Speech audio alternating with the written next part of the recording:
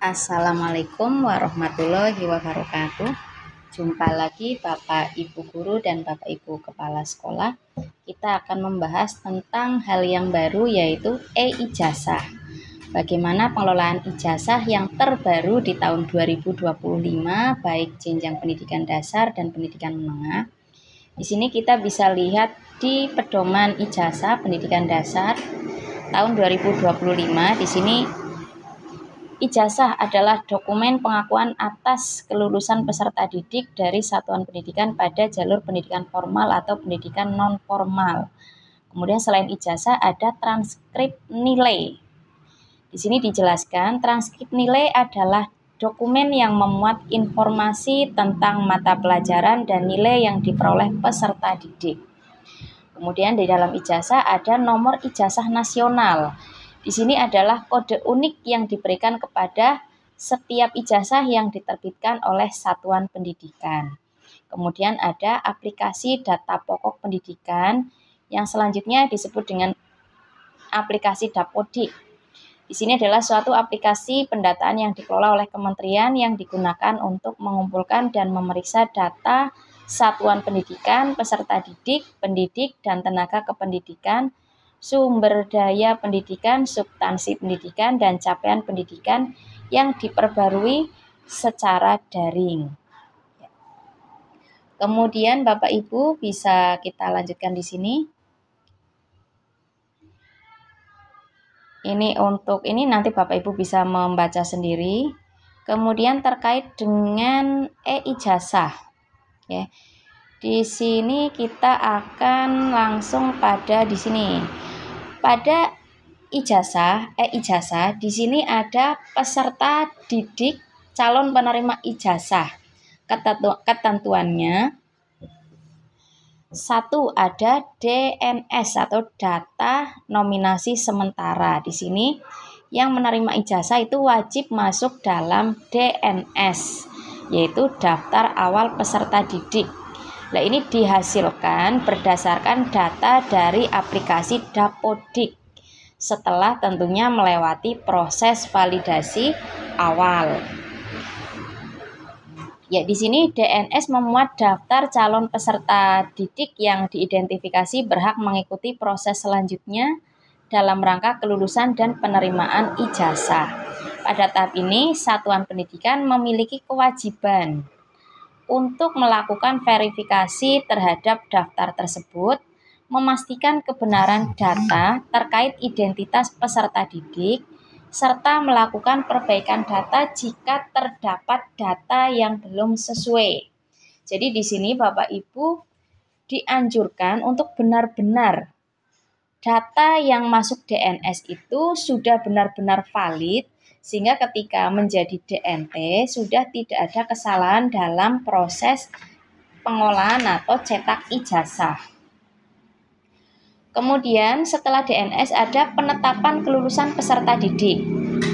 Di sini satuan pendidikan menetapkan kelulusan peserta didik sesuai dengan ketentuan peraturan perundang-undangan yang berlaku. Nanti pada aplikasinya Bapak Ibu ada pilihan apakah meluluskan atau tidak meluluskan. Nanti Bapak Ibu juga bisa membatalkan. Misalkan sudah diluluskan ternyata ada sesuatu hal batal diluluskan berarti menjadi tidak lulus. Atau sebaliknya, misalkan ada salah klik, diklik tidak lulus padahal siswa itu lulus, nanti bisa dibatalkan dulu, nanti baru diganti sesuai yang benar. Kemudian penetapan kelulusan peserta didik dituangkan dalam keputusan Kepala Satuan Pendidikan sesuai dengan tata naskah pada satuan pendidikan bersangkutan. Di sini Bapak Ibu perhatikan yang di sini. Kepala Satuan Pendidikan menetapkan kelulusan peserta didik dengan ketentuan. Ini kalau untuk contohnya kelulusan SD, SDLB, dan program paket A ditetapkan pada tanggal hari Senin pertama di bulan Juni tahun berkenaan. Ini contohnya, misalkan di bulan Juni. Nah, ini di bulan Juni, berarti kita ganti bulannya. Di sini tanggalnya misalkan Senin tanggal 2, ya, minggu pertama. Berarti ditetapkannya hari Senin 2 Juni 2025 untuk kelulusan tahun 2025. Jika ada kendala tanggal merah, misalkan tanggal 2-nya merah, berarti hari berikutnya, berarti Selasa tanggal 3. Atau jika tanggal 3 ternyata merah juga, berarti tanggal 4 di minggu pertama bulan Juni. Ya, jadi Bapak Ibu untuk periode kelulusan tahun 2025, Senin pertama di bulan Juni tanggalnya tidak merah, berarti bisa diambil, berarti tanggal 2 Juni 2025. Begitu pula dengan SMP, kemudian SMA. Kalau SMA itu Senin pertama di bulan Mei tahun berkenaan. Kemudian, ya, ini tadi sudah dijelaskan yang D, jika libur berarti ditetapkan di hari berikutnya. Kemudian kelulusan peserta didik nanti dituangkan dalam bentuk surat keterangan lulus dan ijazah yang ditandatangani oleh Kepala Satuan Pendidikan. Kemudian untuk tanda tangannya bisa manual atau bisa dengan tanda tangan. Kemudian surat keterangan lulus diterbitkan pada tanggal penetapan kelulusan peserta didik. Tadi misalkan tanggal 2 Juni 2025, berarti surat keterangan lulusnya tanggalnya itu. Kemudian surat keterangan lulus itu bersifat sementara sampai dengan diterbitkannya ijazah. Surat keterangan lulus memuat identitas peserta didik dan rata-rata nilai peserta didik yang sama dengan nilai yang akan ditulis pada transkrip nilai. Tidak boleh berbeda. Kemudian satuan pendidikan, penyelenggara satuan pendidikan yang diselenggarakan oleh masyarakat dan atau dinas pendidikan tidak diperkenankan untuk menahan surat keterangan lulus dan atau ijazah peserta didik yang telah ditetapkan lulus, apapun alasannya. Kemudian ada istilah DNT, daftar nominasi tetap. Di sini adalah daftar peserta didik yang dinyatakan valid dan memenuhi syarat untuk dinyatakan lulus dan sebagai calon penerima ijazah. DNT disusun berdasarkan hasil verifikasi dan validasi pada tahap DNS. DNT ditetapkan paling lambat 14 hari kerja setelah tanggal penetapan kelulusan peserta. Kemudian kode nomor ijazah nasional.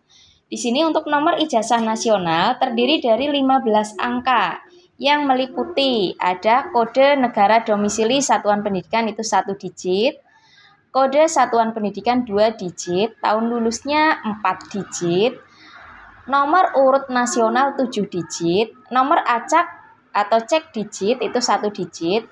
Dan nanti untuk Bapak Ibu tidak perlu khawatir, untuk kode ini untuk di ijazah akan muncul otomatis.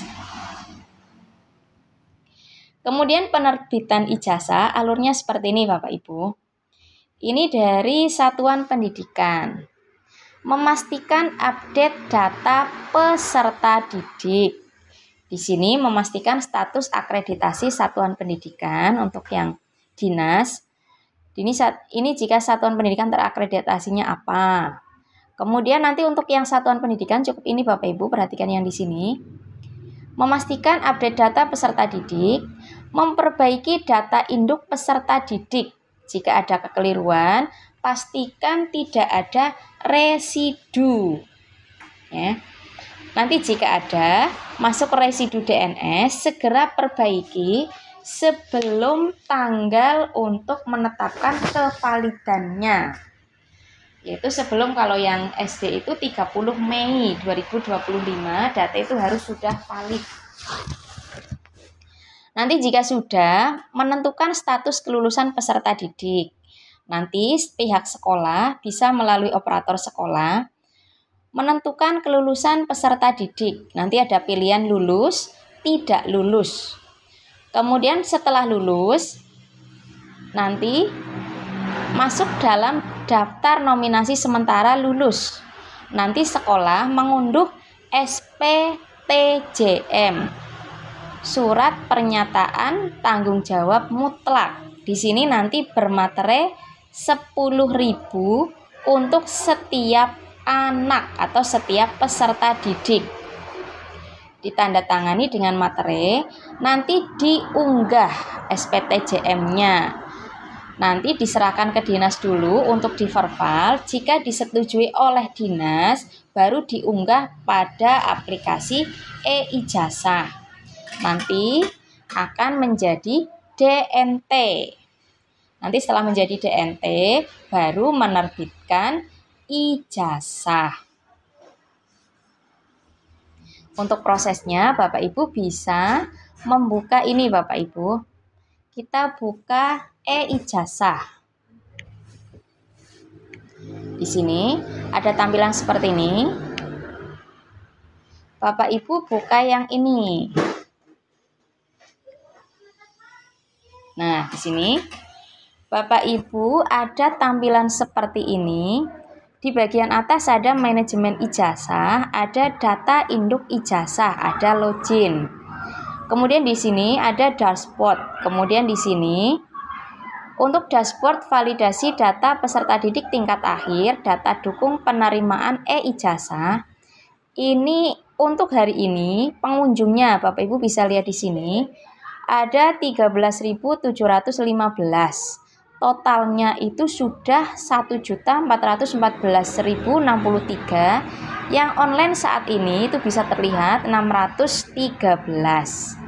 Di sini Bapak Ibu ini untuk secara nasional bisa melihat data verifikasi. Ini dari satuan pendidikan. Ini bisa mencari misalkan mau ke Provinsi Jawa Tengah, tinggal diketik di sini. Kemudian data peserta didik nasional. Ini residu NISN, residu kependudukan, residu kepala sekolah, kemudian ada DNS, ada yang valid DNS, dan seterusnya. Mana yang akan kita masuki? Yang kita masuk adalah di sini Bapak Ibu, manajemen ijazah. Kita klik di sini. Nah, ada tampilan seperti ini. Nanti muncul di sini nama operatornya. Kemudian di beranda nanti ada ini. Ada beranda satuan pendidikan, daftar jadwal. Nah, disinilah manajemen ijazah. Nanti kita bahas satu persatu. Kemudian ada pemberitahuan. Pengelolaan ijazah untuk jenjang pendidikan menengah atau layanan paket C atau sederajat berlangsung pada 5-27 Mei 2025. Seluruh proses mulai dari penetapan kelulusan hingga persetujuan SPTJM dapat dilaksanakan pada periode waktu tersebut. Mohon pastikan seluruh peserta didik telah tercatat dalam daftar nominasi sementara sebelum proses pengelolaan dimulai. Daftar penomoran ijazah dapat diakses paling cepat 3 hari setelah SPTJM disetujui oleh pihak dinas. Untuk jenjang pendidikan dasar, masa uji coba masih berlangsung hingga H-2 penetapan kelulusan. Seluruh aksi dan proses yang dilakukan selama uji coba akan direset pada H-1 penetapan kelulusan. Pengelolaan data ijazah yang sesungguhnya hanya dapat dilakukan pada periode waktu yang ditetapkan. Kemudian pemeliharaan sistem ini rutin dilakukan setiap hari pukul 17 sampai 19 waktu Indonesia Barat. Seluruh transaksi tidak dapat dilakukan pada waktu tersebut. Mohon maaf atas ketidaknyamanannya. Di sini ya mengerti, kita klik. Di sini untuk sekolahnya sudah.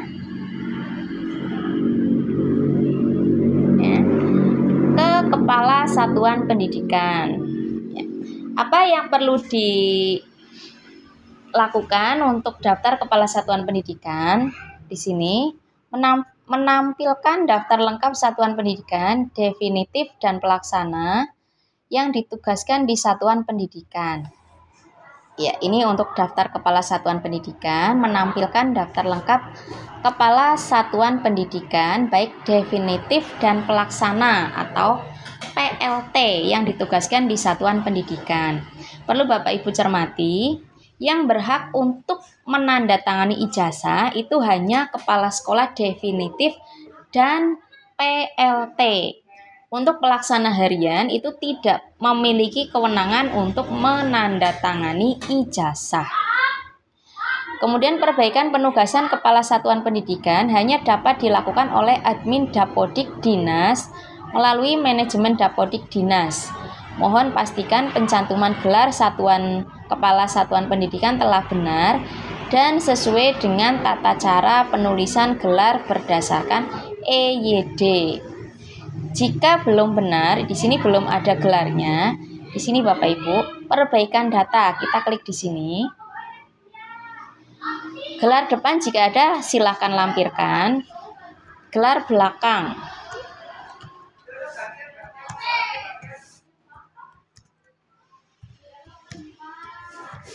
Ya, pastikan sesuai EYD.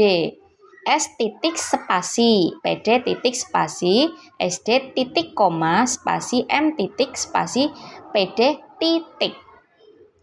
Jika sudah, simpan. Nah, di sini sudah muncul. Data kepala satuan pendidikan berhasil diperbarui. Setelah ini, Bapak Ibu ke daftar jadwal. Menampilkan daftar jadwal untuk setiap tahapan dalam pengelolaan data induk ijazah. Pastikan Anda memeriksanya secara berkala guna memperoleh informasi terkini. Kemudian kita ke manajemen ijazah. Di sini jika ada yang misalkan ujiannya akreditasi sekolahnya belum B atau menumpang ujian di sekolah lain, ini ada relasi legalitas, daftar menumpang, daftar induk. Jika kita sudah sendiri, sudah akreditasi baik, berhak menetapkan ijazah, tidak menumpang, kita langsung ke DNS. Ada tampilan seperti ini Bapak Ibu untuk DNS, ada valid DNS, ada penetapan kelulusan, ada unggah SK penetapan, kemudian ada pengunduhan SPTJM. Kita ke valid ijazah.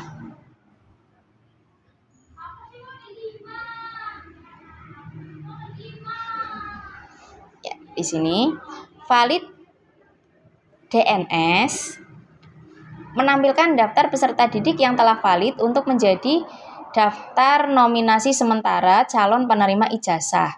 Untuk melihat daftar residu, silakan akses laman dashboard validasi daftar peserta didik. Misalkan ini lihat dashboardnya di sini. Ini sedang perbaikan. Nah, di sini Bapak Ibu pastikan, misalkan muridnya 19. Sudah benarkah 19? Dicek satu persatu. Jika sudah sampai yang terakhir sudah muncul semua, Bapak Ibu bisa ke penetapan kelulusan. Di sini ada 3 tombol. Penetapan kelulusan peserta didik. Silakan melakukan penetapan kelulusan peserta didik. Pastikan seluruh peserta didik telah ditentukan status kelulusannya untuk dapat menerbitkan SK penetapan kelulusan. Di sini untuk penetapan kelulusan peserta didik, Bapak Ibu perhatikan tadi tanggalnya. Ya. Pastikan kebenaran datanya dulu, residu atau tidak. Jadi ketika sudah ditetapkan kelulusannya, pastikan datanya itu tidak masuk yang residu. DNS-nya benar-benar valid.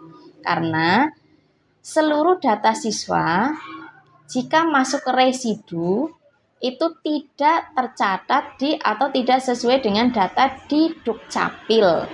Secara data dan sistem dianggap data itu fiktif atau tidak ada karena tidak sesuai dengan kartu keluarga atau KK atau akte kelahiran yang berlaku.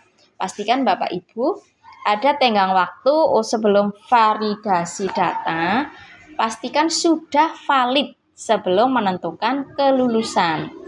Di sini ada lulus, tidak lulus, dan belum ditetapkan. Di sini karena belum meluluskan, belum ada, yang belum ditetapkan. Nah, di sini jika akan menetapkan, ini Bapak Ibu, di bawah aksi di sini ada penentuan kelulusan. Nah, nanti di sini ada pilihan lulus tidak lulus. Nanti Bapak Ibu tinggal memilih, tinggal diklik lulusnya atau tidak lulus. Bapak Ibu tidak perlu khawatir, nanti jika ada kesalahan ada tombol pembatalan. Ya, ini untuk penetapan kelulusan, karena belum waktunya kita lewati dulu. Nanti setelah penetapan kelulusan, kita unggah SK penetapan. Di sini, unggah SK penetapan peserta didik. Dalam rangka proses penetapan kelulusan peserta didik, silakan unggah surat keputusan atau SK Kepala Satuan Pendidikan. Format SK yang akan ditandatangani dapat diunduh melalui tombol unduh format. Setelah ditandatangani, silakan unggah kembali SK tersebut melalui tombol unggah SK. Di sini perhatian, Anda belum dapat mengunggah SK penetapan kelulusan karena 19 peserta didik belum dipastikan kelulusannya. Jika sudah, nanti di sini ada unduh format di sebelah sini. Baru ke unggah SK. Karena kita belum, berarti kita lewati dulu. Kemudian berikutnya ada pembuatan SPTJM. Di sini karena saya belum menetapkan kelulusan, belum unggah SK penetapan, jadi untuk pembuatan SPTJM itu belum. Di sini ada perhatian, Anda belum dapat membuat SPTJM karena belum mengunggah SK penetapan kelulusan.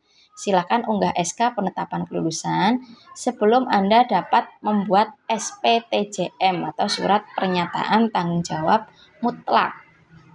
Di sini bisa unggah SK-nya di sini. Nanti kalau ini sudah unggah SK akan muncul unduh SPTJM, nanti unggah SPTJM. Ya. Nanti setelah ini SPTJM dicetak, ditandatangani, kemudian bermaterai 10.000 untuk setiap peserta didik, kemudian diverifikasi oleh dinas. Paling lambat itu 14 hari, paling cepat itu 3 hari. Nanti kalau sudah, baru menjadi daftar nominasi tetap. Ya. Nanti adakah residu DNT-nya? Nanti jika sudah menjadi DNT, daftar peserta didik akan masuk ke DNT setelah Satuan Pendidikan membuat dan mengunggah SPTJM. Apabila terdapat data peserta didik pada residu DNT, maka perlu dipastikan apakah SPTJM telah disetujui atau ditolak oleh dinas atau instansi terkait. Ya. Kemudian di sini ada pengelolaan data. Ya, kita bisa klik di sini. Sebelum pengelolaan data ada pengelolaan ijazah, kita ke pengelolaan ijazah. Ini ada penomoran. Daftar penomoran ijazah akan muncul setelah cut-off DNT dilakukan. Setiap peserta didik akan mendapatkan nomor seri ijazah berdasarkan waktu yang telah ditentukan.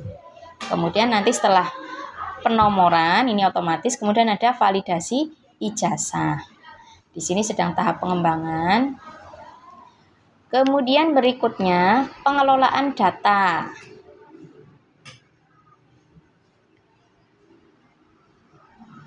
Ada verbal peserta didik. Ya, ini bisa ke verbal. Atau Bapak Ibu kembali lagi ke sini.